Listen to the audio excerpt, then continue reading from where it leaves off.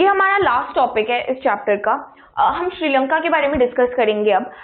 जैसे हमने बाकी कंट्रीज के बारे में डिस्कस किया, उनके पॉलिटिकल स्ट्रक्चर्स के बारे में डिस्कस किया, वैसे भी हम श्रीलंका के बारे में डिस्कस करेंगे। But the thing is there's not much to talk about when it comes to Sri Lanka because Sri Lanka had a democratic structure ever since its independence. और इसके पॉलिटिकल सिस्टम में कोई बहुत ज्यादा इंस्टेबिलिटी नहीं थी। Like there were no takeovers और there were no problems within the political structure. So Sri Lanka has kind of been, just like India, Sri Lanka has kind of been democratic ever since its independence till the present date. So there's no problem in the political arena. But the thing is, Sri Lanka में भी there's one thing to discuss about when we talk about the political history of Sri Lanka, and that is the ethnic conflict that arose there, right? So the first thing is Sri Lanka remained democratic since independence, and its independence was, it happened in the year 1948, just a year after India. So it has remained democratic. There's no questions about that. But then there was the ethnic conflict in Sri Lanka, which led to the demand for secession by a group of people in a particular area.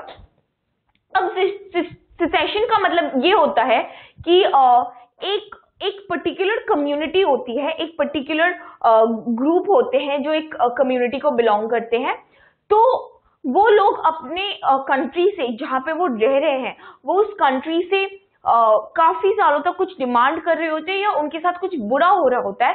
तो now they want to separate from that country. Now they want that जहाँ पे वो रहते हैं वो उनका अपना country घोषित कर दिया जाए और वो उस बड़े कंट्री से सेपरेट हो जाए. सो the group of people who were demanding this, demanding for secession in Sri Lanka was the, Tamils who lived in Sri Lanka.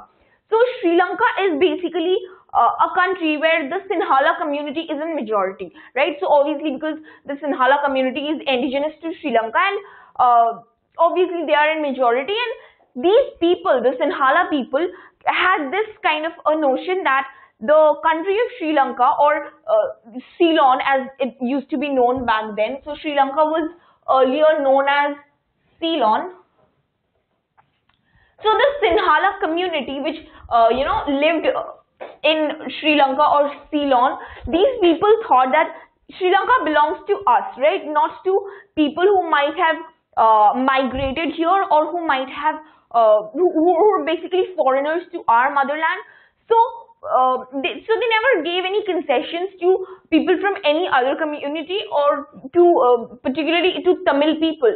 So this is what brought about a conflict in the country, because during the British period, or maybe even after independence, even after Britishers had left, a lot of Tamils had migrated to Sri Lanka as workers or as employees, or for some form of work, for some of the other occupation, right?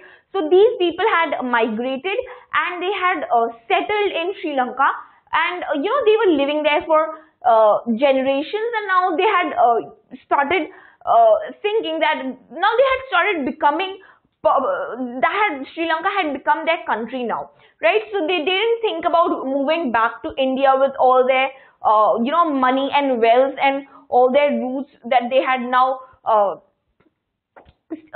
had in Sri Lanka. So now these people, these Tamils who had migrated there before independence, or even after independence, these people now had no intentions of coming back to India. So now they had roots in Sri Lanka, and now Sri Lanka was as much their country as it was to the Sinhala community. But these Sinhala community people, they did not think in this way. They thought that Sri Lanka belongs only to us, and so we shouldn't even bother about the Tamils or anybody else.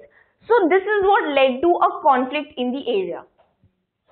So what happened was, because of this conflict, the Tamils now got enraged, and they later on we'll see that they formed groups and organizations, but also they were demanding that they should, in whichever area they live, whichever area is populated with these Tamil people, which is basically the northeastern parts.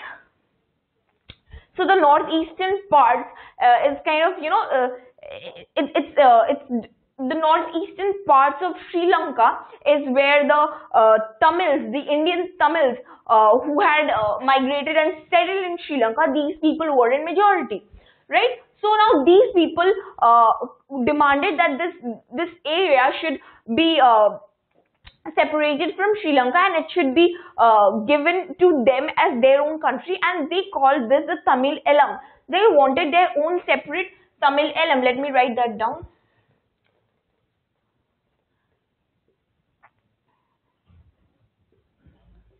So this secession was for this demand for secession was for the creation of this new Tamil Elam, where only the Tamil people of Sri Lanka would live, and it would be their own country, right?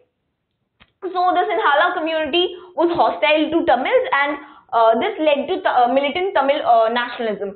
So the nationalism that the Tamils had, grew amongst themselves, it was militant in nature, and they were willing to fight for what they believed in, and for the demands that they had, for what they wanted from the government, because now they didn't think that Sri Lanka was not their country, or their country was only India. So now these people had lived in Sri Lanka for years and for generations, and so Sri Lanka had become their country too. So they had a sort of nationalist feeling for Sri Lanka, but then also they were subsided so much that that they were frustrated with the government and the Sinhala community. So this led to the Tamil people organizing themselves into groups and militant organizations, and this major militant organization, which is very important and very relevant when we talk about the political history of Sri Lanka, is called the LTTE. So LTTE is basically short for Liberation Tigers of Tamil Elam. Let me write that down. The Liberation Tigers for Tamil Elam. So these people basically, so this was the Tamils had organized themselves into this militant organization called the LTTE, which stands for Liberation Tigers for Tamil Elam, and the motive of the LTTE was basically to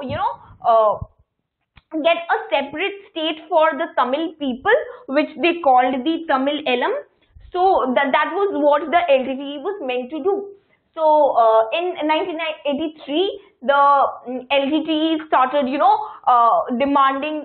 The LTTE started organizing movements and carrying forward the demands for secession, and the part of Sri Lanka that they wanted to separate from Sri Lanka, and they wanted as their own Elam or their own state was the northeastern parts of Sri Lanka. Also, another interesting thing about this was that there was a pressure from Indian Tamils. So now Tamils had come from the southern part of India, where even in India, a lot of Tamils were present in the southern part. So obviously, when there was an ethnic conflict going on in Sri Lanka, which is so very close to the southern part of India, so now Tamils living in the southern parts of India were now concerned about those Tamils who were living in Sri Lanka and who were, facing hostilities from the Sri Lankan government or from the Sinhala community. So now these Tamils who were living in India started pressuring the government to get involved with the Sri Lankan government to solve this ethnic conflict issue, or, to help those Tamils of Sri Lanka in some or the other way. So the Indian government had been in dialogue with the Sinhala government over this issue, but then it got directly involved in this ethnic conflict of Sri Lanka in the year 1987. Right? So in 1987, what happened was India signed an accord with Sri Lanka to stabilize relations and sent troops. So there was so accords were signed between countries in order to restore peace and stability. So there was a peace accord signed between India and Sri Lanka, and so India sent troops from its side to Sri Lanka to bring things back to stabilization and to normalcy. So these troops were called IPKF, and IPKF here stands for Indian Peacekeeping Force. Right? So this is basically the full form of IPKF. So these troops are called IPKF. They are the Indian Peacekeeping Force, and they were sent there for the purpose of bringing peace in the region. So when the IPKF was sent to Sri Lanka, it got into a fight with LTT, right? So because the Indian side sent troops to stabilize relations, to bring things back to normalcy, and this was not what the LTTE wanted. Basically, the LTTE was fighting for its demand of getting a separate Tamil country. So there was a fight between the IPKF and the LTTE, and the presence of the IPKF in Sri Lanka was not liked very much by the Sri Lankans, right?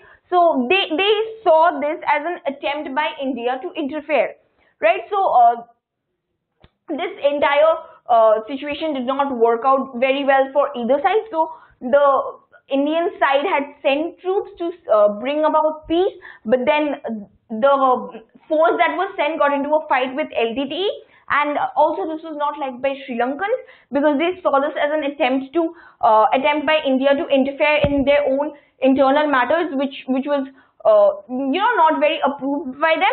So in 1989, in the year 1989, the IPKF pulled out of Sri Lanka without really achieving its objective, without really doing what it was meant to do or what it had gone there to do. So the objective of IPKF was not really achieved. But anyway, thereafter, Sri Lanka has remained a democratic country. The democracy has not been threatened in any way in Sri Lanka.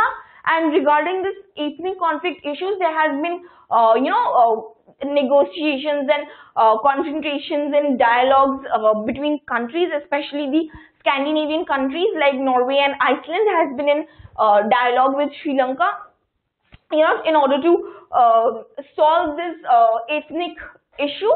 And so there has been it was not it was not something that could lead to full scale wars. It was a ethnic issue which the only way to solve is through confrontations and through dialogues and through and by listening to the grievances of the community which is being threatened.